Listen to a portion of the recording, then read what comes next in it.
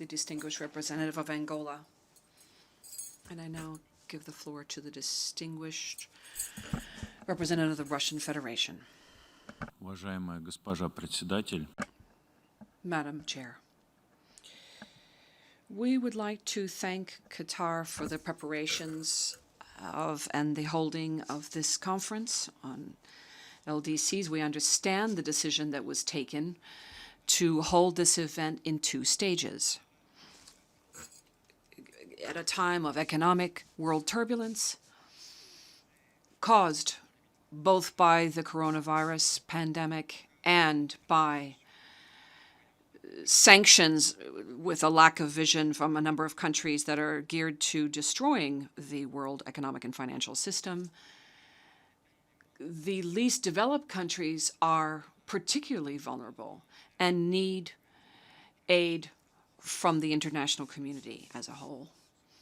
In that context, the Russian Federation did not block the adoption of a consensus for the Program of Action of Doha on the LDCs. Our country, as a responsible member of the international community, attaches great importance to rapid implementation of a new program of action for the economic and social development of this group of countries. However, we would like to underscore that a number of provisions in the program were adopted without taking into account the points of view of a number of countries. We would like to confirm our position already presented during the 2nd session of the Preparatory Committee of the 5th Conference. The Russian delegation believes that the Doha Program of Action does not reflect a consensus, actually. There are decisions in there from the United Nations. Decisions are neglected.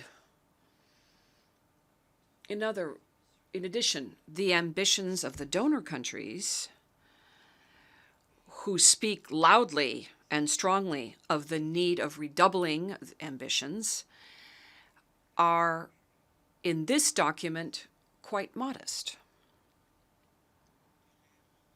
Real progress to support the development of the least developed countries is not in sight here. And it's a pity. It's true, the text was adopted. But it's time that will show how valuable it really is. Today, different accusations have been levied against my country with regard to the situation in Ukraine. Of course, we reject these lying allegations. But it's important that the masks come down. And the same is true for the Doha Program of Action. The donors put a mask. And the least developed countries should not expect any real assistance. Now, in a more concrete, specific manner with regard to different aspects of the documents that are problematic for us, in addition to the lack of ambition, we cannot accept the fact that common acts and cooperation with the least developed countries needs to be based on a concept of human security, a concept which is not accepted by all countries. Moreover, rather than using the obsolete term cybersecurity, the document should use the terminology that was agreed in the context of relevant GA resolutions and texts. Security of the OITC.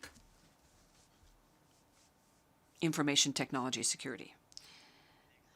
And for that, in the General Assembly, there is a large consensus around that term. We would also note, with regard to development of energy and access to energy, as set forth in the Doha Program of Action, the approach is biased. It supposes that it's possible to ensure supply of energy and carbon neutrality only due to renewable energies, that's the only way.